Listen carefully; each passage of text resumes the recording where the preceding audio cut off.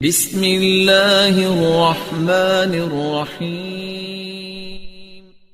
شروع اللہ کے نام سے جو بڑا مہربان نہایت رحم والا ہے۔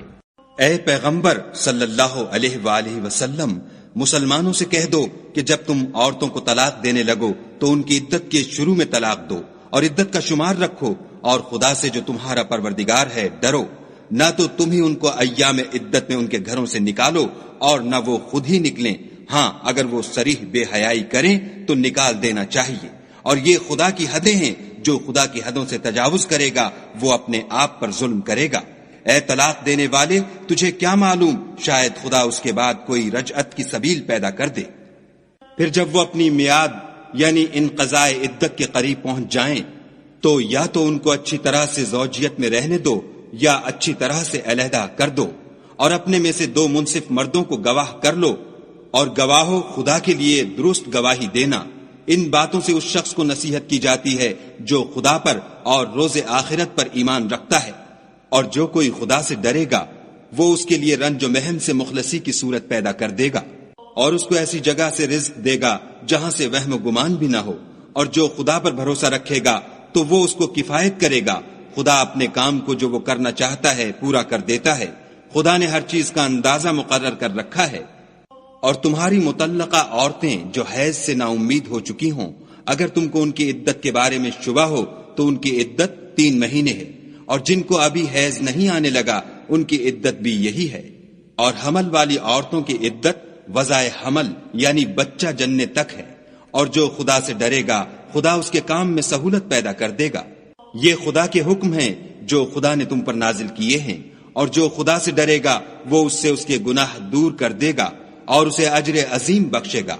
مطلقہ عورتوں کو ایام عدت میں اپنے مقدور کے مطابق وہیں رکھو جہاں خود رہتے ہو، اور ان کو تنگ کرنے کے لیے تکلیف نہ دو، اور اگر حمل سے ہوں تو بچہ جننے تک ان کا خرچ دیتے رہو۔ پھر اگر وہ بچے کو تمہارے کہنے سے دودھ پلائیں تو ان کو ان کی اجرت دو، اور بچے کے بارے میں پسندیدہ طریق سے موافقت رکھو، اور اگر باہم ضد اور نا اتفاقی کرو گے تو بچے کو اس کے باپ کے کہنے سے کوئی اور عورت دودھ پلائے گی۔ صاحب وسعت کو اپنی وسعت کے مطابق خرچ کرنا چاہیے، اور جس کے رزق میں تنگی ہو وہ جتنا خدا نے اس کو دیا ہے اس کے موافق خرچ کرے۔ خدا کسی کو تکلیف نہیں دیتا مگر اسی کے مطابق جو اس کو دیا ہے، اور خدا ان قریب تنگی کے بعد کشائش بخشے گا۔ اور بہت سی بستیوں کے رہنے والوں نے اپنے پروردگار اور اس کے پیغمبروں کے احکام سے سرکشی کی تو ہم نے ان کو سخت حساب میں پکڑ لیا، اور ان پر ایسا عذاب نازل کیا جو نہ دیکھا تھا نہ سنا۔ سو انہوں نے اپنے کاموں کی سزا کا مزہ چکھ لیا، اور ان کا انجام نقصان ہی تو تھا۔ خدا نے ان کے لیے سخت عذاب تیار کر رکھا ہے۔